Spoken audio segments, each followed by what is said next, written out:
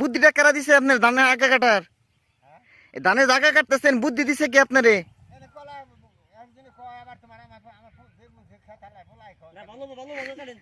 জায়গার বুদ্ধি দিছে আর ছেলে যে ধানের আগাটা কাটা দাও, তার জন্য এই যে চাচা খেপাদের আগা কাটতেছে। তো ফলন বেশি একটা ভালো হবে না ধানের, কারণ ধানের আগা, ধান গাছটায় খাদ্য গ্রহণ করে পাতা থেকে, আর পাতা যেহেতু কেটে ফেলতেছে তাহলে ধানের ফলনটা ভালো আসবে না সম্পূর্ণ।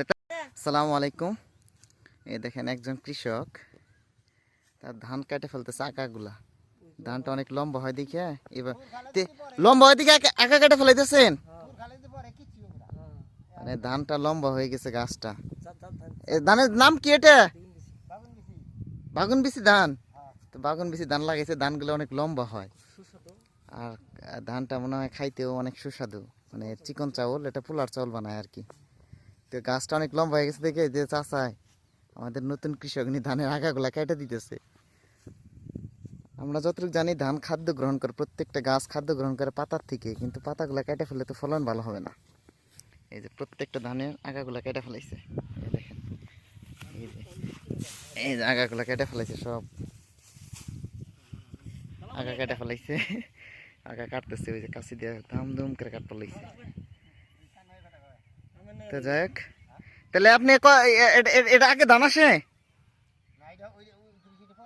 এটা এটা পরে আসে, এই ধানটা পরে আসে। তাহলে সম্পূর্ণ তো কাটছেন, যে ওগুলা সম্পূর্ণ তো কেটে ফেলাইছেন। আচ্ছা কাটছেন, কেটে ফেলান, আর কি করার। তো চাচা কার কাছে বুদ্ধি শুনছে যে ধান বেশি লম্বা হইলে দিন ধান একটু লম্বা হয়ে গেলে বলে পড়ে যায়, এজন্য আগা কেটে দেওয়া নিচ্ছে।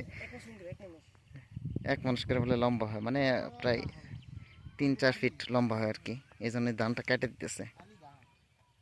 এই যে আগাগুলা সবগুলাই দেখেন, মাথাগুলা সব মাথা কেটে দিচ্ছে ধানের।